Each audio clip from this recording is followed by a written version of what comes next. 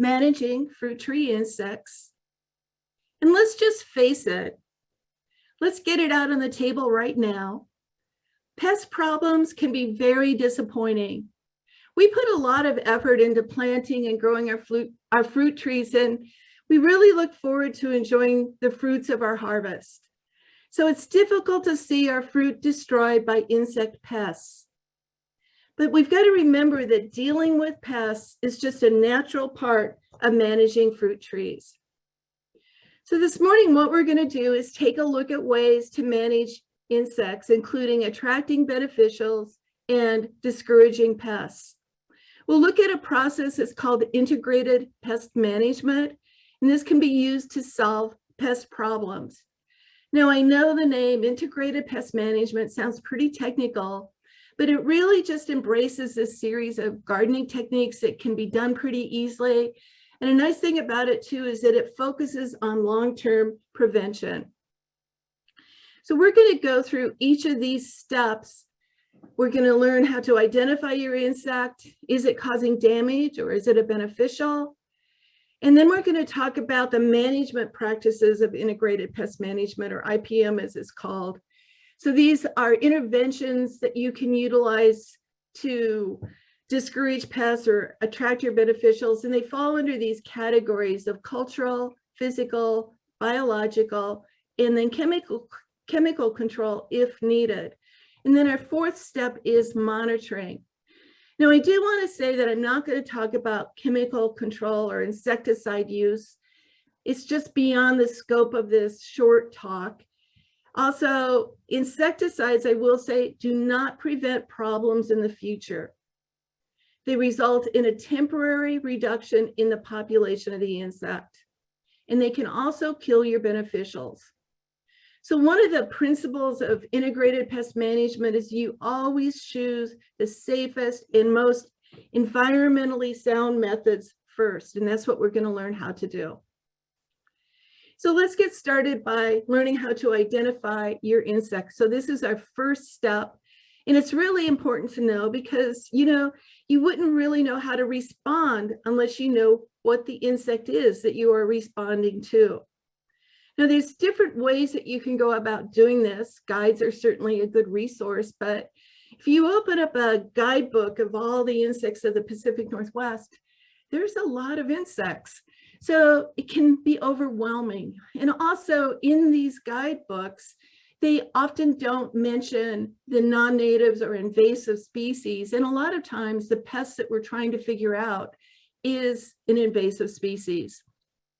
Another option is that on Mondays, we mentioned that we have the diagnostic clinic at the WSU Extension office. And as we mentioned, right now, we are holding our clinic via email. And to ask a question, you can email us at masonmastergardener@gmail.com.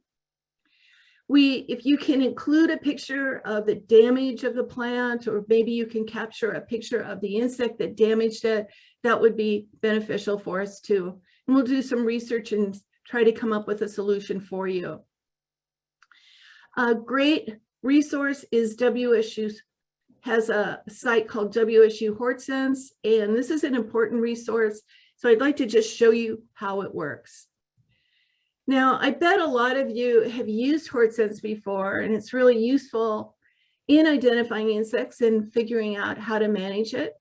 One thing that is nice about it is that it is specific to the Pacific Northwest. So that helps limit the number of insects that you're going to look at right away.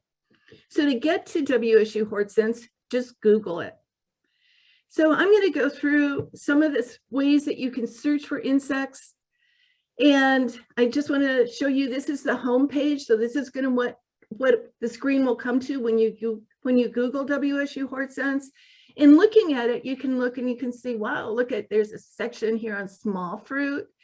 And there's a really nasty looking apple under tree fruit. I wonder what did that. Maybe we'll figure that out. And then if you look over in the bottom right-hand corner, you'll see a box that says insect mite and vertebrate problems.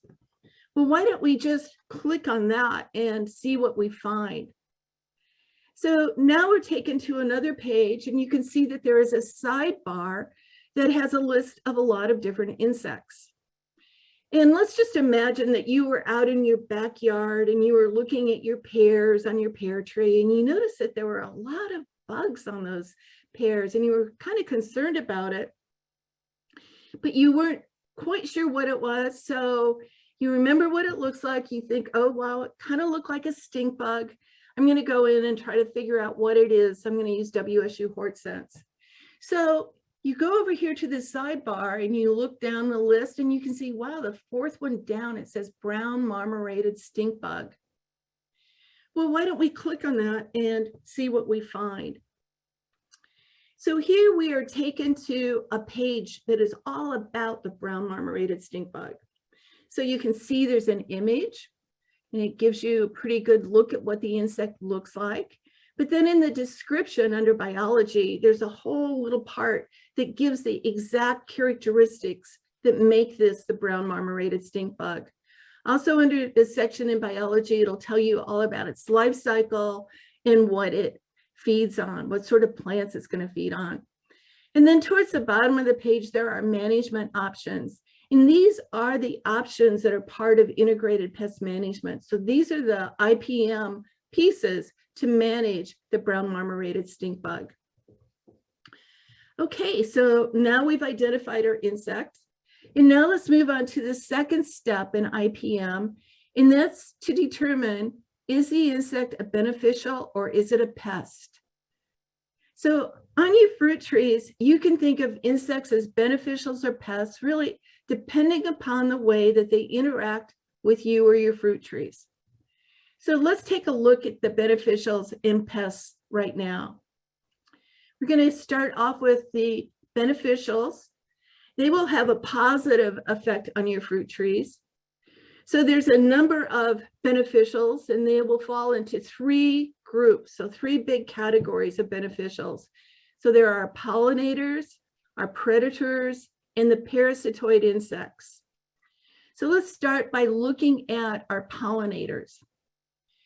Pollinators are an important beneficial. Nearly 85% of all flowering plants reproduce due to insect pollination. Out of all of the pollinators, bees are very important as they will actively gather pollen to feed their young. So as they're on a flower, they move pollen from the male part of the flower to the female part of the flower, and this results in the formation of a fruit. Mason bees are the most effective bees at pollinating fruit trees.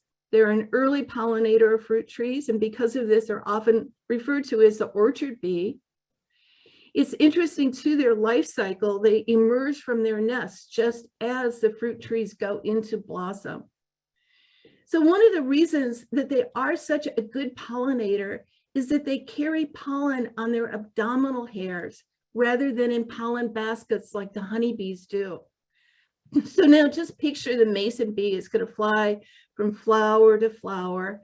Some of the pollen that's attached to their abdominal hairs is going to get deposited as they land on the next flower that they visit. And this makes them one of the most effective bees at cross-pollination. It's estimated they can visit 1,100 flowers in a day. Seems like a lot, but when you go out into an orchard area, seeing your fruit trees, there's a lot of blossoms on fruit trees.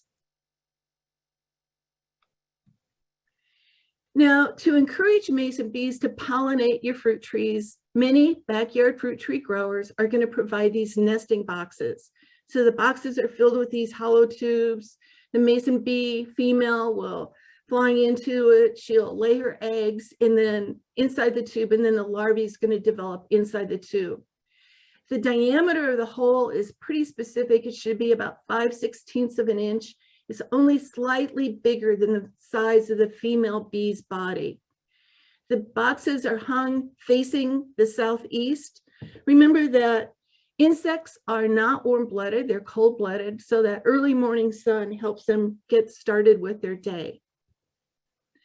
If you looked at one of these tubes, if you looked at a cross-section of one of the mason bee nesting tubes, this is what it would look like.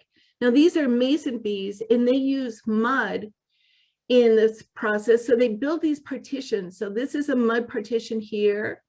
And then here's another mud partition. You can see the partitions will hold a cell. So in this area, there is a little nectar and pollen meal that she has made. She's brought in nectar and pollen, and then she deposits her egg on it. That egg will hatch, the larvae will develop, and then they will feed on this nectar and pollen meal. All of the female eggs are placed to the back of the tube, with the male eggs being at the end of the tube. The males are the first to emerge, and that's why they're at the end. Well, we talked about pollinators. Let's move to another group of our beneficials. Let's talk about predators. Predators are beneficial in that they're going to help control pest populations. So they're going to attack and feed on other insects. And in this way, they're going to keep the pest population low on your fruit trees. I bet you all right away just recognize the insect in the center. I bet if you had a 5-year-old in your room, they would recognize that insect. But what about the insect in the lower right? What is that? It's the same insect. It's still a ladybird beetle. It's just in its larval stage. And it just happens that the larval stage of these insects are really the big stages in terms of feeding. So their larvae are just voracious feeders on aphids and other insects. Now, wasps often get a bad rap. People have gotten stung before, but they are a predator. They're going to feed on other insects, and they're going to help keep your pest populations low.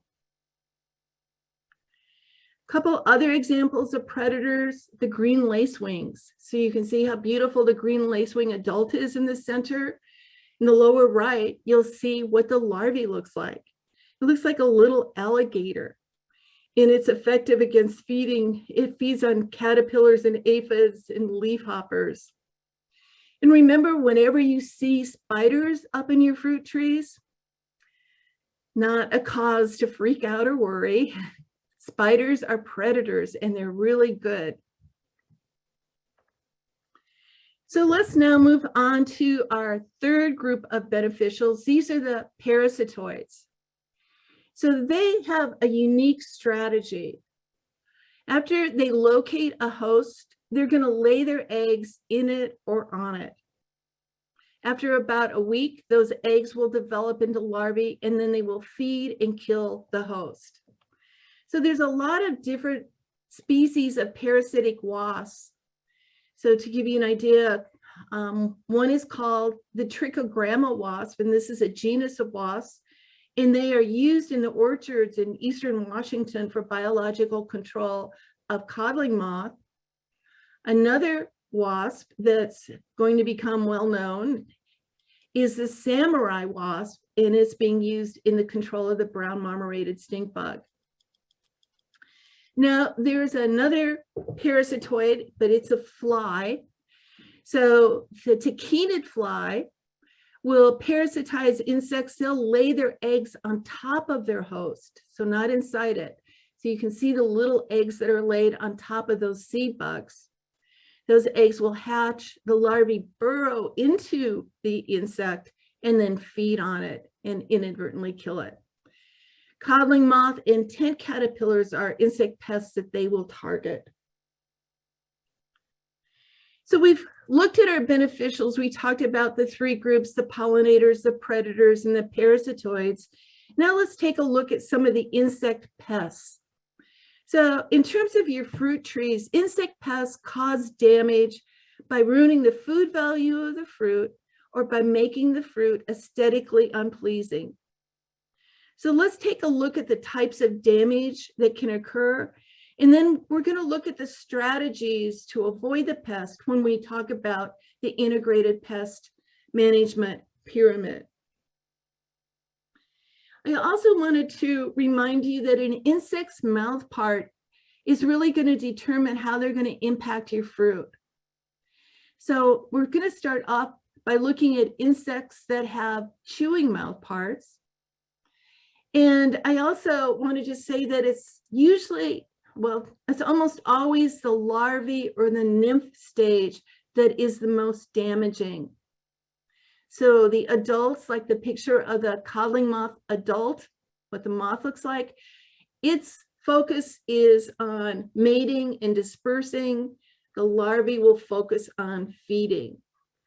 We're going to talk about 4 insect pests, and these are the main pests that you're going to find in with your fruit trees. So we're going to talk about codling moth, apple maggot, spotted winged Drosophila, and the brown marmorated stink bug today. And I just will say that out of these 4 insects, all of them happen to be invasive to the Pacific Northwest.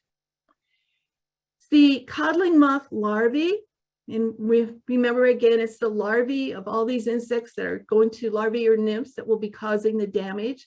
So the codling moth larvae causes 2 different types of damage as they burrow or start to chew into their fruit. So there are deep entries and there are what are called stings. And they both are the result of the chewing activity from the codling moth larvae.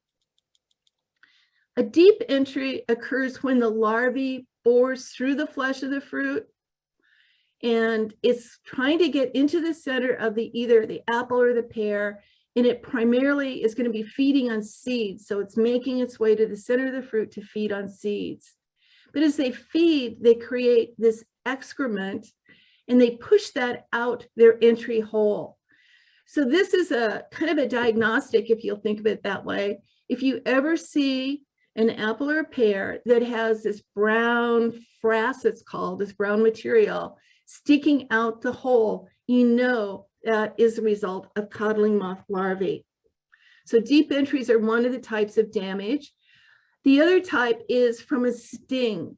So in this instance, stings are shallow entries and the codling moth starts to burrow into the flesh and then something happens to it. So it's either going to die or it abandons the site. So there's a little bit of a dimple where it started to chew in. On more mature fruit, you might see a reddish ring then around that dimple. Both the deep entries and the stings make the fruit unmarketable. So let's move on now to another insect, which is the apple maggot. And once again, we're looking at an insect that has chewing mouth parts. And remember that since it's the larvae that's causing the damage, we're talking about the mouth part of the larvae. So the adult apple maggots, they're about 1/2 inch in length, and they have these really characteristic wings. They're clear wings with these black markings on them. So they're pretty easy to identify. If you see one, you'll know it.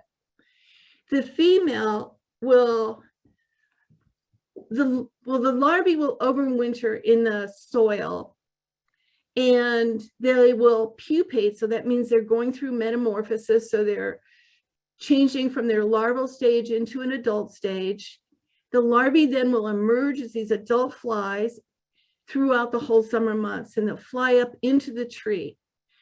They will mate. The female will then puncture the fruit skin and she'll lay her eggs. So the eggs are laid inside the fruit.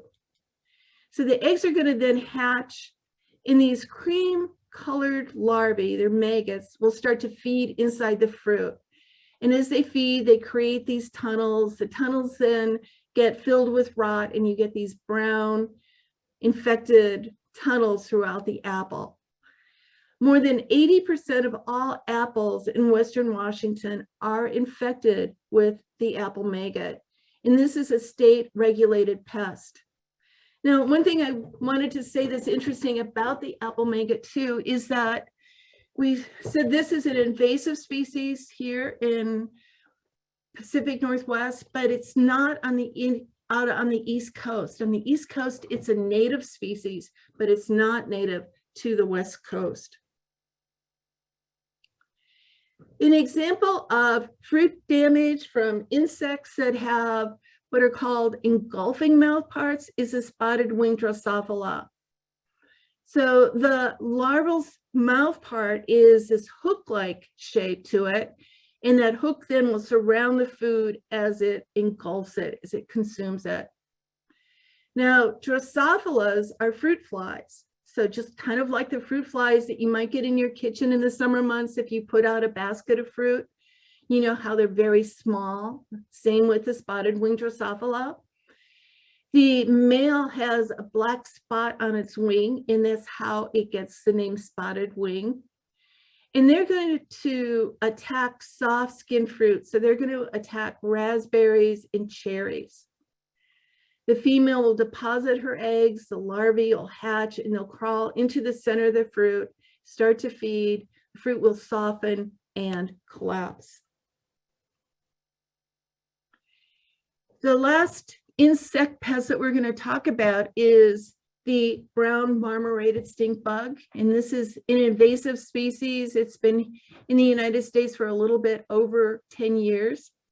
It has a different mouth part than the other insects that we've talked about. It has a beak or a proboscis, and it's referred to as piercing, sucking mouth parts.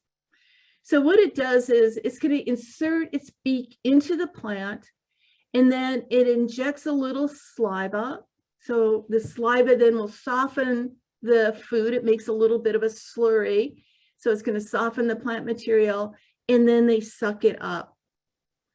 The adults have this kind of mottled gray color to them, and that's why they're called marmorated. It's thought to look like it's marbled. And then if you look at the antenna and the legs, you'll notice that they're dark, but they have these little alternating white bands on them. And then look at the edge of the abdomen. Notice that it alternates light, dark, light, dark. So that's also diagnostic.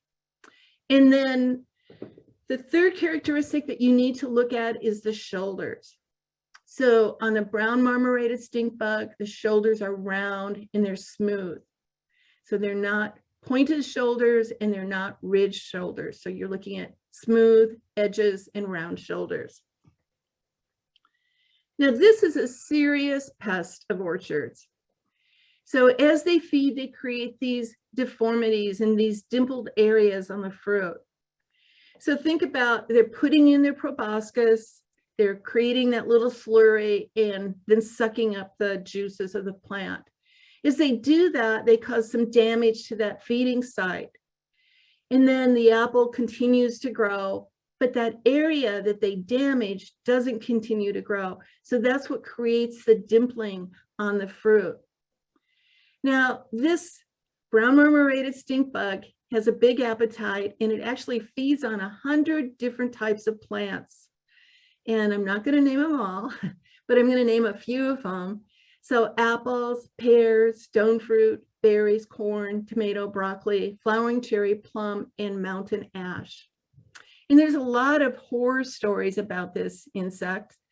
Was a story I just read recently about a farmer from the Midwest who, at the end of the day, he always cleans the air filter in his tractor. And he was working in the field one day, and then at the end of the day, cleaned his air filter, and he emptied out a bucket into a 5-gallon bucket. He filled it with brown marmorated stink bugs out of his air filter. They also will like to move into your house to overwinter during the winter months. So we've heard stories of people who have gone up into their attic and found it filled with thousands of these brown marmorated stink bugs.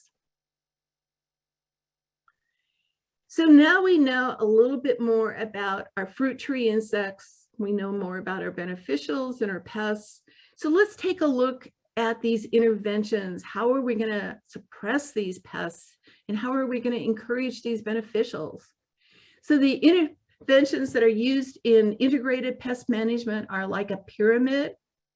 The idea is you start at the base of the pyramid with these cultural controls, and then you work your way up. So the base really sets the stage to help with prevention. They're going to deal more with picking, having good soil, picking disease-resistant fruit, trees, things like that. As you move up a step on the pyramid, physical really deals with actual labor that you do, And then biological refers to using our beneficial insects to increase fruit formation and decrease pests. And then chemical is at the very top and is thought to be the last choice. If you notice, there are these little arrows on the side. The bottom of the pyramid deals with prevention, but as you move up to chemical, you're really dealing with interventions. The bottom of the pyramid is benign. As you move up into the chemical realm, you're moving into a toxic realm.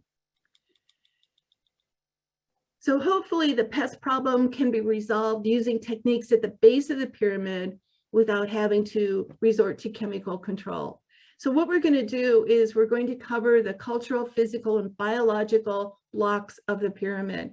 So we're going to start at the base and work our way up. So let's get started with the cultural controls. So as we said, the cultural controls are going to provide an environment that reduces the plant's susceptibility to pests. Well, certainly good soil is going to help with that. Good soil is going to create good growth. And you want to think about a soil that is loam.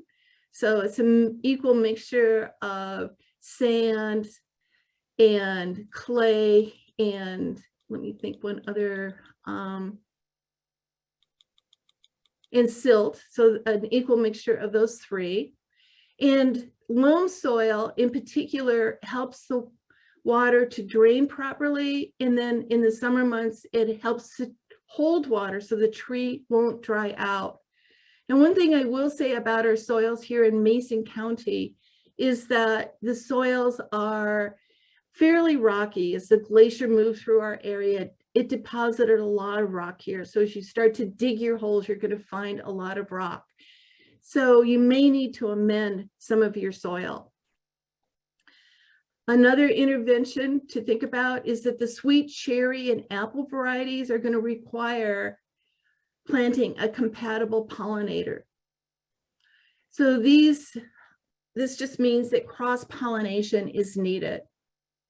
So pollen from one variety of, let's say for an example, an apple tree is transferred to another variety of an apple tree that's in bloom at the same time. So let's say that you've got a couple apple trees in your backyard, and I'm not sure if these are in bloom at the same time, but let's say you have a Fuji and a Liberty.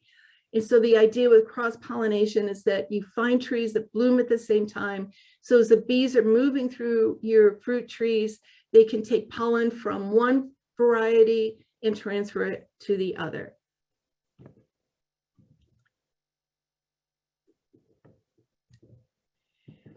You can use slow-released fertilizers. So you can add organic matter to your fruit trees. It's going to increase the nitrogen. You can also get tests done, like Andrew was talking about, on leaves to determine if you need to use any other additives.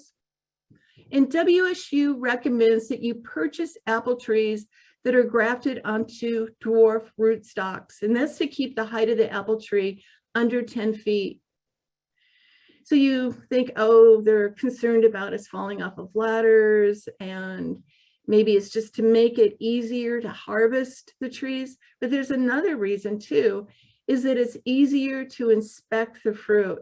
So you can look up into the tree much more easily and look to see if you're seeing signs of, for example, codling moth. You could select fruit trees that have resistance to common diseases in your area. In our area, we seem to have apple scab. So to give you an idea, Liberty, Chehalis, and Williams Pride are apples that are cultivars that are resistant to apple scab. Also, the adult apple maggot flies will emerge in the summer months.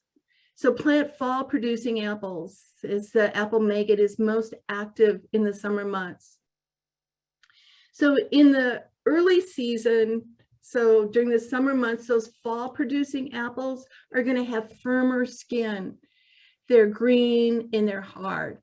So it makes it difficult for the apple maggot to oviposit it in their egg into the fruit. So that's an idea, is then to plant the fall producing apples to reduce the opportunity of the apple maggot to affect your fruit. Another thing that's really important is to stay on top of your harvest. Remember that overripe fruit can attract insects such as the spotted winged Drosophila. So get out and harvest your fruit to avoid insects like the spotted winged Drosophila. So now let's move up one block. Let's move up the pyramid. And let's talk about these physical controls that are going to we'll be using labor to reduce our pest abundance. So get out and hand pull, hoe, and use mulch to control weeds. Remember that weeds are going to compete for water and nutrients for your fruit trees. And then clip and dispose of foliage that's infested with insects like the fall webworm. When you get things like this, put them in a plastic bag, set them out in the sun for a week, let them die, and then put them in your garbage. Never put them in your compost bin. And then if you need deer fencing, you'll certainly want to put it up because deer really love fruit trees. Now let's look at some of the physical control techniques that you can do that are specific for codling moth. So these are some things that you can do to reduce codling moth on your pear and apple trees. So remember that the codling moth larvae are going to overwinter. They're going to overwinter as a cocoon. And usually they'll do this under some little crevice in the tree bark. So if your tree has a lot of loose bark, go through and eliminate those potential cocoon sites. So eliminate some of the loose bark on your trees. Something else that you could try is called trunk banding. So you can use corrugated cardboard or burlap. And as the larvae then migrate down the tree to find crevices to pupate, they'll see this burlap or cardboard and think, well, this looks like a really good spot. So you want to put the cardboard up the beginning of June, and every couple of weeks you can undo the band and destroy any of the codling moth cocoons. Bagging fruit is one of the most effective controls, as the larvae will not have access to the fruit. So if you put a bag around it, the larvae won't have access to it. So place the bags about a month after the blossoms drop, and remember to form a really good seal around the stem by stapling the bag shut. So bagging is really good for codling moth as well as for apple maggot. Let's look at some of the physical controls that you can utilize for the brown marmorated stink bug. So as you can see, you can get out and pick and destroy the adults and the nymphs and the egg masses. And then net sweeping. So you can sweep through the tree. If you have brown marmorated stink bugs, it may disturb them, they'll fly, and then you can sweep them up. Now you'll notice there's not a lot of interventions that you can use for the brown marmorated stink bug. In fact, there's not even a really good chemical control for it. But there is something else that we'll talk about on our next level as we move up the pyramid. There's a little superhero waiting. Also, for physical controls, it's really important to pick up and dispose of fallen fruit. Just remember, if you have apple maggot in your apples and you let the fruit fall onto the ground and then rot into the soil, you're really just helping out the apple maggot, is they are going to overwinter in the soil. So it's important to rake up all these apples and remove them. If you have apples that are infested, once again, WSDA's recommendation is put them in a plastic bag, seal it, put it out in the sun for a week, and then throw it in your garbage. And it's very important not to compost any of this fruit. Fruit trees may need irrigation occasionally. A tree that gets too dry is going to have fruit drop. It's going to have reduced fruit size and quality. Also, as Andrew talked about, pruning really gives good aeration and sunlight penetration to the tree. And this is going to increase your tree health. Now we're going to move up to our last block. We're going to be moving up to the biological controls. So these make use of the natural enemy predators and parasitoids to reduce pest populations. So some of the things that are important is encourage pollinators, especially your mason bees, for effective pollen transfer for really good fruit formation. So maybe put up one of the mason bee nesting boxes. Also encourage your predatory and parasitoid insects, as they're going to feed on or parasitize insect pests. We mentioned there's a couple parasitic wasps that are really key. Over in Eastern Washington, in the orchards, they use the trichogramma wasp that parasitizes the eggs of the codling moth. And then the samurai wasp is something that's going to be used more and more to target the brown marmorated stink bug. So the brown marmorated stink bug is from Asia. We've been having a hard time controlling it now in North America. Someone just recently, well, a while back, suggested to go ahead and bring in the samurai wasp because it is a predator on the brown marmorated stink bug or a parasitoid. In Asia, the samurai wasp will kill 60 to 90% of the brown marmorated stink bug eggs. So you can think of it, it's interesting. So they were thinking about bringing it in and they found it's already in Portland, it's already in Washington, so it's here. So think of it as kind of like a little superhero, and she's likely our best chance at controlling the brown marmorated stink bug. Also, you can plant a diversity of flowering plants that will provide food and habitat for your beneficial pollinators and predators and parasitoids. You can put in these small insectary flowering plants to increase the population of these parasitic wasps. So they include dill, culinary fennel, Queen Anne slace, cilantro, and cosmos. Those are some examples of the insectary flowering plants. So our last step in the IPM process is to monitor for insects. So get out and examine your fruit trees for signs of insects. If you're going to find insects, they're not going to be on top of the leaves, they're going to be on the bottom side of the leaf. So flip the leaf over, and don't assume that if you see eggs under the leaves, they're from pests. They could be your beneficials. And then examine the fruit to look for signs of insect damage. If you can, develop a monitoring schedule for pests and record their abundance, and then record just what you're seeing. And then as you implement some of these interventions that are part of the IPM process, record what you did and what sort of results you're getting.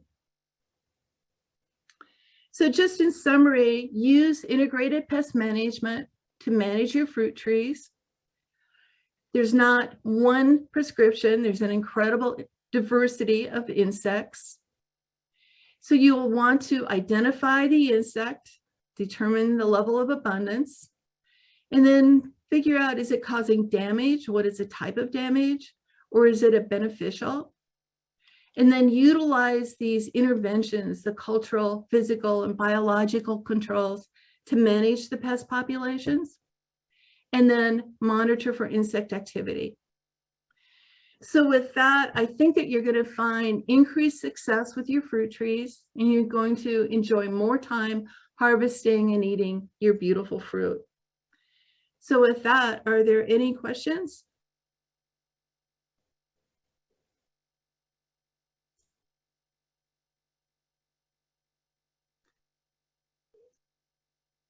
Mary, there are a few questions in the chat. Would you like me to read them?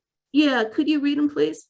Yes. How are mason or orchard bees adjusting to earlier flowering times associated with climate change? Well, it's an interesting question. One of the things that's really been a concern is that a lot of the insects are, like the mason bees are in these tubes, either in the wild, they're in holes in logs or different things like that.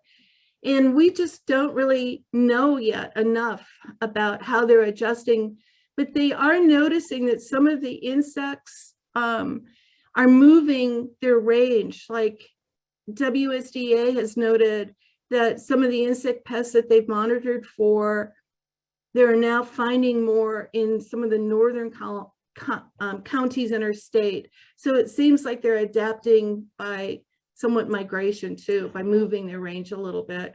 But it is going to have a really serious effect on a lot of the insects in terms of their survival. Thank you. Here's another one. I see a lot of stink bugs near my mason bee nest. Do stink bugs bother mason bees, or are they just hanging out away from the wind? I don't think that stink bugs would bother mason bee nests. The really insects that do bother the nests are more the parasitic wasps. But one thing that you can do with your mason bee nests is in June, once the mason bee has capped off the tube, you can take your tubes or your nesting box and you can store them in like a screened in little cabinet in a shed, something like that. And that's going to protect them from other predators and other insects that may cause some damage.